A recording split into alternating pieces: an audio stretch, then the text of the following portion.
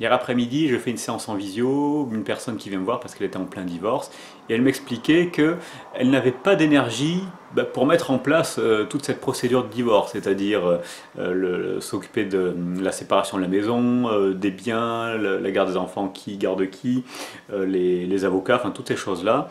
Elle avait envie de cette séparation, ça c'est très clair dans sa tête, mais elle n'avait pas l'énergie elle sentait qu'elle manquait d'énergie pour mettre en place concrètement tout ce qu'il fallait faire pour cette séparation.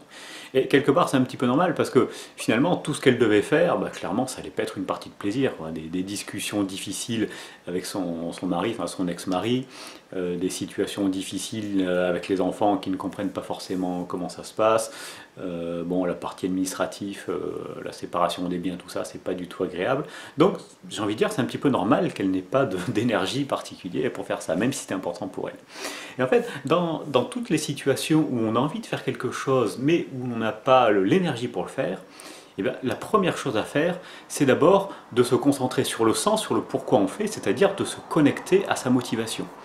Avant même de penser aux actions, il faut d'abord se connecter à la motivation. Je vous donne un exemple.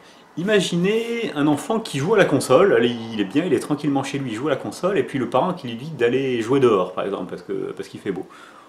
L'enfant, comme ça, il va pas forcément avoir envie, mais oui, s'il est déjà occupé, quoi, il a quelque chose à faire, et si on l'oblige à aller dehors, ça va être difficile, il va falloir batailler, ça va pas être très confortable comme situation. Par contre, si l'enfant, si on l'aide à se connecter à une motivation pour aller dehors, pour aller jouer dehors. Si par exemple on lui explique qu'il fait beau et que les autres jours il va pleuvoir, s'il veut profiter du beau temps, il n'y a qu'aujourd'hui. Si on arrive à lui montrer que s'il va dehors, il va pouvoir faire le sport qu'il aime ou jouer avec des amis qu'il a. Donc si lui arrive du coup à se connecter à sa motivation pour aller dehors, de lui-même, il va vouloir y aller dehors et ça va se passer de façon facile, j'ai envie de dire. Eh ben, pour nous, c'est exactement la même chose. Ce qui est important, quand on a quelque chose à faire, eh ben, avant de passer à l'action, avant même de réfléchir aux actions, il faut d'abord se connecter à sa motivation. C'est la motivation, le fait de se connecter à la motivation, qui nous donne l'énergie de faire les choses. Et donc, pendant la séance, c'est exactement ce qu'on a fait. Je l'ai aidé, elle, à se connecter à cette motivation.